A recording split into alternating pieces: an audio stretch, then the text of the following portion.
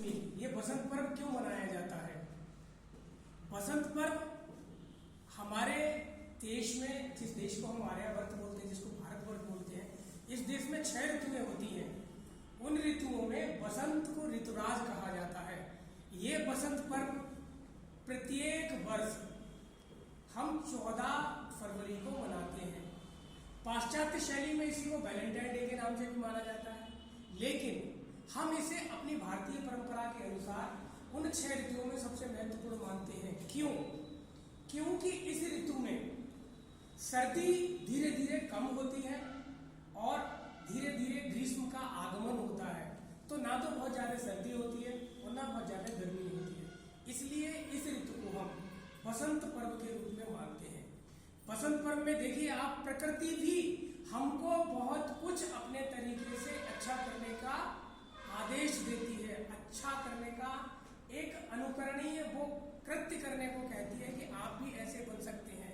जैसे खिलते हुए फूल, प्रकृति में जहां तक हम नजर डालते हैं दूर दूर तक हरियाली दिखाई देती है, फूल खिलते हुए दिखाई देते हैं, और पृथ्वी की जो हरी भरी परंपरा है जो दूर दूर तक हमको दिखाई देती है, इसमें भी हम सर्दी से उबर करके जब देखते हैं तो अपने आप को धीरे धीरे सर्दी का जहां अंत होता है वही बसंत होता है। इसके बारे में एक बहुत छोटी सी घटना बताता हूँ। एक बार एक फूल खिला और उस फूल को देख करके आप में से ही कोई सपोज दैट यस जैसे बंदे गए उसके पास और बोले, अरे भाई तुम तो खिल गए, लेकिन तुमको पता नहीं है शाम तक तुम मुरझा जाओगे और मुरझा करके तुम्हारा अस्तित्व तो खत्म हो जाएगा।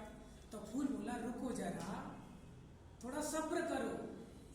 थोड़ी देर बाद उसी फूल पर एक तितली आकर के बैठ गई। बच्चों, तितली एक ऐसा नायाब तोहफा है प्रकृति का कि उसके रंग इतने होते हैं, शायद कोई पेंटर इतने अच्छे रंग नहीं डाल सकता है जैसा कि प्रकृति उसमें रंग भर देती है। जिसको हम गॉड कहते हैं, जिसको भगवान कहते हैं, जिसको ईश्वर कहते हैं, जिसको अल्लाह कहते हैं, बहुत सारे रंग उस तितली में होते हैं। वो तितली भी फूल के आकर्षण पर आकर्षित होकर के उसके ऊपर बैठ जाती है आकर के, और वो अंतरंग मस्तियां करती है।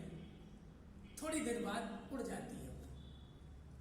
कुछ देर बाद एक मधुमक्खी आकर के उसी फूल पर आके बैठ जाती है, और वो जितना उसमें से मधु ले सकती थी, शहद ले सकती थी, लेकर के उड़ जाती है। थोड़ी देर बाद एक भंवरा आता है और वो भी उसके चारों ओर गुंजन करता है, घूमता है, गुंजायमान होता है। थोड़ी देर बाद वो भी अपनी मस्ती के साथ उड़ जाता है। कुछ देर बाद एक बहुत छोटा सा बच्चा आता है अपनी मम्मी के साथ, और वो देखता है फूल को देख करके, ताली बजा करके हंसता है, खुश होता है, वो भी चला जाता है। तब फूल कहता है, समझे यश बाबू, हमने थोड़ी सी जिंदगी में कुछ पलों में सारा जीवन जी लिया, इसी को कहते हैं बसंत। बसंत में जो खिल जाता है, जो मिल जाता है, जहां खुशियां हैं, सब कुछ है, वो बसंत है। बच्चों, इस दुनिया में खुशियां तो अपार हैं। खेतों में, खलिहानों में, मुस्कानों में, बागानों में, बालों में, गालों में, चालों में, पता नहीं कहां कहां खुशियां बिखरी पड़ी हैं। काश हम उनको इकट्ठा कर पाते, हम इकट्ठा कर ही नहीं पाते हैं। हम तो अपने अपने उद्देश्यों के लिए, उद्देश्यों की पूर्ति के लिए भटकते रहते हैं। हमको ये मिल जाए, ये मिल जाए, ये मिल जाए। बसंत हमको ये सिखाने का प्रयास करता है कि लुटाओ। हम खुशियां तो लुटाना ही नहीं जानते, हमारे पास असीमित खुशियां होती हैं, लेकिन हम देना नहीं जानते हैं। प्रकृति यही कहती है कि पहले दीजिए तभी तो कुछ मिलेगा। मतलब क्या है इसका? प्रकृति का प्रत्येक अंग, प्रकृति का प्रत्येक भाग आपको कुछ देने का। फूल क्या है? अपनी खुशबू लुटाते हैं ना, अपने रंग से दुनिया को महकाते हैं, खुशबू से दुनिया को रंगीन कर देते हैं। हाँ, तो हम रंगीन क्यों बनाना चाहते हैं? खिलते हुए फूल को हम क्यों तोड़ना चाहते हैं? वो वही अच्छा लगता है जिस तरह से एक फूल के कई हकदार हैं, आप नहीं है। अगर आप तोड़ करके उसको अपने पास रख लेते हैं तो आपने तो उसको अस्तित्व को खत्म कर दिया ना। तो बसंत बहुत महत्वपूर्ण है। बसंत को अगर हम हर्षोल्लास के साथ मनाएं, वैसे तो इस दिन माँ सरस्वती का जन्म हुआ था, तो हम सरस्वती की पूजा करते हैं, आराधन करते हैं। जैसे मैडम कह रही थी कि हमको हवन करना है, तो इस दिन हम पीले वस्त्रों के साथ पीला भोजन करें। सब कुछ ये पीला ही रंग क्यों? ऐसा रंग है जो अध्यात्म का रंग है। इस रंग पर हम देखते हैं, हम प्रकृति में भी तो देखें ढेर सारे फूल जो है इसी रंग के खिले होते हैं। इस समय देखिए आप खेतों में दूर तक हमको सरसों के पीले फूल दिखाई देते हैं। ये पीत वर्ण ही है जो मन को आनंदित करता है और उल्लासित करता है। इसलिए बसंत पर्व पर खिलते हुए फूल हमको बहुत कुछ सिखाने का प्रयास करते हैं। इसके माध्यम से हम अपने मन में भी उन रंगों को भरें। ये रंग वो हैं जो हमको खुशियां देते हैं, हमको उल्लासित करते हैं, हमको हर्षित करते हैं। इन रंगों के माध्यम से हम भी दूसरे के जहां नफरतें पैदा हो गई है ना, वहां खुशियां बोलें। अगर खुशियों के रंग बोल देते हैं हम, तो हमें नहीं लगता है कि कोई दूसरा भी हमसे वैमनस्यता रखेगा। फिर वहां हम जाति, परंपरा, धर्म, अध्यात्म इन सबसे परे हट करके, मुझे घटना याद आती है, कहीं मैंने पढ़ा था अमीर खुसरो जो उनके गुरु थे निजामुद्दीन औलिया, उनके प्रति वो इतने समर्पित थे कि बसंत पर्व पर वो अपने गुरु के चारों तरफ खुश होकर के नृत्य किया करते थे। वो भी तो बसंत पर्व मनाते थे, जिन्हें तूतीय हिंद के नाम से जाना गया। तो हम क्यों नहीं उस तरह से उस दिन का प्रयोग करते हैं? हम दूसरों के साथ बैठ करके, हमारे घर में बुजुर्ग होंगे, उनसे बैठ करके कुछ सीखने का प्रयास करें, उनसे जानें, अपने जो बड़े हैं उनका सम्मान करें। संकल्प लें आज के दिन कि ये बसंत पर्व हमें जब अगली बसंत जब तक आए तब तक हम इतने ही खुश हो जाए जैसे खिलते हुए फूल होते हैं। तो मुझे लगता है ये बसंत पर्व उतना ही महत्वपूर्ण है। हाँ, इसको कुछ लोग वैलेंटाइन डे के रूप में मानते हैं, मनाते हैं। वैलेंटाइन डे भी अगर उसके बारे में थोड़ा सा जानकारी रखें तो मुझे नहीं लगता है कि वो भी कुछ गलत था। वैलेंटाइन डे जो मनाने लगे, वैलेंटाइन नाम के एक संत हुए, ये बताते हैं वो संत इतने चमत्कारी थे कि वो ढेर सारी बीमारियां दूर कर दिया करते थे। तो उस कालखंड में इसे शहीद दिवस के रूप में भी मनाते हैं। उसका रीजन ये था, उसका कारण ये था कि उस समय जो वैलेंटाइन थे वो ऐसे संत थे, वहां जो ढेर सारे सैनिक जो हुआ करते थे, तो उस समय का जो शासक वहां का रहा होगा जहां ये थे संत, वहां के शासक ने किसी भी सिपाही की वो शादी नहीं होने देते थे। वो कहते थे अगर शादी हो गई तो ये अपनी पत्नी के मोह में शायद युद्ध नहीं करेगा, इसलिए वो शादी नहीं होने देते थे। वो कहते थे प्रेम प्रसंग में पढ़ करके ये युद्ध करना भूल जाएगा, और अगर ऐसा कुछ करते भी तो उनको जेल में डाल दिया जाता था। लेकिन ये संत ऐसे थे, निराले संत थे, इन्होंने क्या किया, उन सिपाहियों की शादी गुपचुप तरीके से कराने लगे और धीरे धीरे कई शादियां करा डाली उन्होंने। फिर बाद में पता चला उस राजा को, तो इन संत को जेल में डाल दिया और एक सजा निश्चित कर दी कि तुम्हें फांसी की सजा होगी। लेकिन संत वो इतने मस्त थे क्योंकि वो प्रेम में पगे हुए थे, तो उन्होंने कहा कि जो होगा देखा जाएगा। उस कालखंड में जो जेलर था, क्लाउसियस नाम का शायद कोई जेलर था, वो जेलर को पता चला कि ये संत हैं और ये सब कुछ ठीक कर देते। उनकी बेटी अंधी थी, तो उन्होंने संत से कहा कि हमारी बेटी को ठीक कर दो। वैलेंटाइन ने उनकी बेटी को ठीक कर दिया।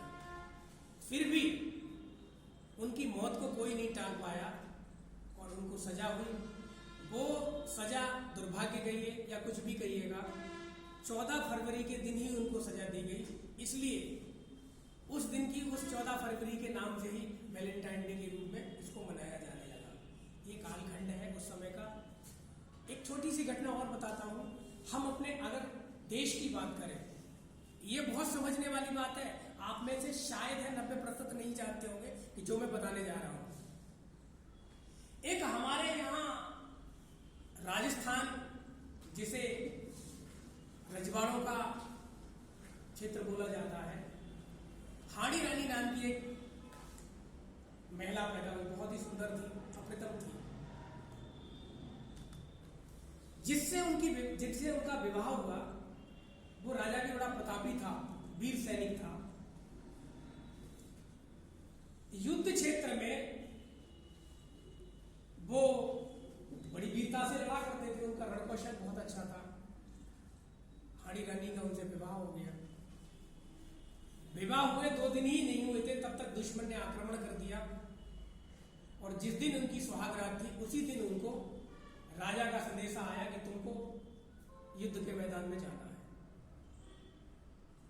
अब सोचिए, अपनी पत्नी को छोड़ करके वो युद्ध क्षेत्र जाने लगे।